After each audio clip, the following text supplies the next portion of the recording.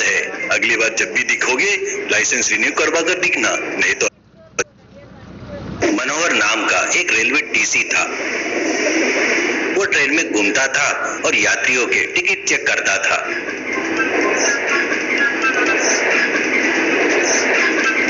मनोहर का दिल बहुत नरम और दयालु था। अगर कोई यात्री कहता कि वो गरीब है करके उसके पास टिकट खरीदने के पैसे नहीं है, तो मनोहर उससे कहता, क्या आपको नहीं पता कि बिना टिकट के यात्रा करना अपराध है?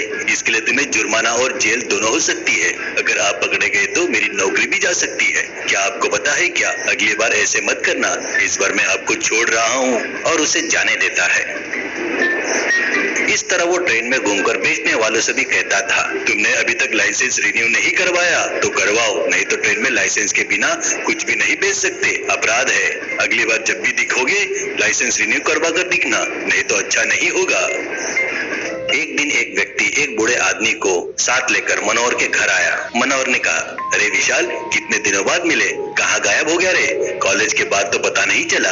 कैसे हो, क्या कर रहे हो, और ये बुजुर्ग कौन है? विशाल, हाँ यार, कॉलेज खत्म होने के बाद मैं मुंबई चला गया था। वहाँ पर प्राइवेट कंपनी में अकाउंटेंट की नौकरी कर रहा हूँ। अब मैं मैनेजर बन गया हूँ। इतने दिनों तक तुम्हारा नंबर मेरे पास नहीं था, इसलिए मैं सीधे मिलने तुम्हारे शहर आया हूँ। ये मेरे दादाजी है। इन्हें किसी पर निर्भर होकर जीना पसंद नहीं है। अगर मैं इन्हें कहूँ कि घर पर रहिए, इस उम्र में आप क्या काम करोगे, तो ये सुनते नहीं। इन्हें ट्रेन में छोले चावल बेचने का मन है, लेकिन लाइसेंस के लिए अप्लाई किया है, पर लागत नहीं है। अगर आप थोड़ी दया दिखा दो तो ये आपकी ट्रेन में छोले चावल बेच लेगा। प्लीज मना मत करना। विशाल, अरे मैं मना क्यों करूंगा? इस उम्र में भी इन्हें काम करने की जो इच्छा है वो सचमुच काबिले तारीफ है। दादाजी, आप बेझिझक ट्रेन में छोले चावल बेच सकते हैं। अगर कोई पूछा तो मेरा नाम बता दीजिएगा।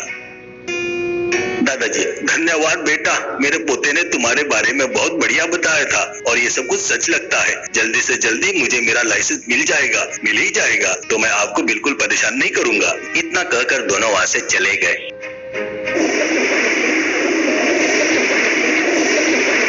अगले दिन ट्रेन में ड्यूटी के दौरान मनोहर को दादाजी दिखे।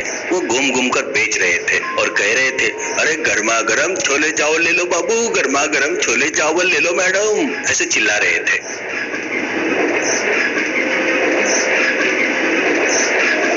उन्हें देखकर मनोहर ने सोचा, अरे चलो कोई बात नहीं, बेचारे बूढ़े व्यक्ति को अभी कोई परेशानी नहीं है, और उनके पास गया। दादाजी ने कहा, अरे बाबू मनोहर, आज ही मैंने ड्यूटी शुरू किया है, बहुत बहुत शुक्रिया तुम्हारा, ये लो मेरे छोले चावल खाओ। और उन्होंने मनोहर को दिया। मनोहर ने खाया और पैसे देते हुए कहा, बहुत स्वादिष्ट है दादाजी, एक प्लेट कितने का है दादाजी? ऐसे कहा। दादाजी ने कहा, बेटा एक प्लेट 100 रुपए का ही है, लेकिन बेटा मैं तुमसे कैसे पैसे ले सकता हूँ, रहने दो बेटा। मनोहर ने कहा, आप भी कमाल करते हैं दादाजी, मुझे ऐसे खाना पसंद नहीं है, ये लो, और पैसे देकर चला जाता है। इस तरह दादाजी रोज ट्रेन में छोले चावल बेचने लगे। कभी कभी मनोहर उन्हें मिलता तो उनके छोले चावल खाता था, और दादाजी के मना करने के बावजूद भी उन्हें पैसे देकर चला जाता था। एक दिन जब मनोहर ऑफिस में था तो उसके पास 4 युवक आए। उनमें एक ने पूछा, क्या आप मनोहर ही है? अमरावती एक्सप्रेस में आप ही टीसी हो ना? मनोहर ने कहा, हाँ मैं ही हूँ, आप कौन हो? एक आदमी ने कहा, हम सादे कपड़ों में स्पेशल ब्रांच के पुलिस हैं, क्या आप इस फोटो वाले व्यक्ति को पहचानते हो? ऐसा कहते ही मनोहर ने देखा, वो विशाल की फोटो थी। मनोहर ने कहा, हाँ सर, मैं इसे जानता हूँ, इसने और मैंने डिग्री तक साथ पढ़ाई की थी, इसके बाद वो मुंबई चला गया। उसने बताया था कि वहाँ पर किसी प्राइवेट कंपनी में मैनेजर है। ऐसा कहते ही वो आदमी, आप इसे आखिरी बार कब मिले थे और आप दोनों ने क्या बात की थी? ऐसा कहते ही मनोहर ने उन्हें सारी घटना बताई। वो आदमी, आप जिस बूढ़े आदमी की बात कर रहे हो वो यही है क्या? मनोहर ने देखा, वो दादाजी की फोटो थी। मनोहर हैरान होकर बोला, हाँ यही है, लेकिन इस फोटो में उन्होंने अच्छे कपड़े पहने हुए हैं। ऐसा कहते ही उस आदमी ने कहा, आप कितने बोले हो सर? वो विशाल मुंबई में एक बहुत बड़ा गोल्ड स्मगलर है और ये बूढ़ा आदमी उसका सहयोगी है। ये दोनों आपका इस्तेमाल करके सोने की स्मगलिंग कर रहे हैं, तो हमें पता लगाना ही होगा कि वो क्या है। चलिए, बोलकर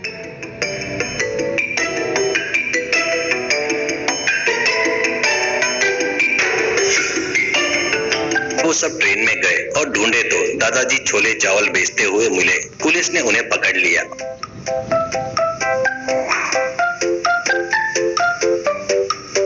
उन्होंने छोले चावल वाले बक्से में देखा, चावल के नीचे सोना मिला। पुलिस ने कहा, चोर कहीं के, इस तरह से तस्करी कर रहे हो? देखा मनोहर जी, आपने आदमियों को सोने वाले बक्से देकर स्मगलिंग करवा रहा था और आम लोगों को मामूली छोले चावल बेच रहा था। सर, आप तो आंख बनकर किसी पर भी भरोसा करते हो। किसी पर आंखें बंद करके भरोसा करना कितना खतरनाक हो सकता है। आपकी नौकरी भी जा सकती थी। ऐसा कहकर वो लोग उसे लेकर चले गए।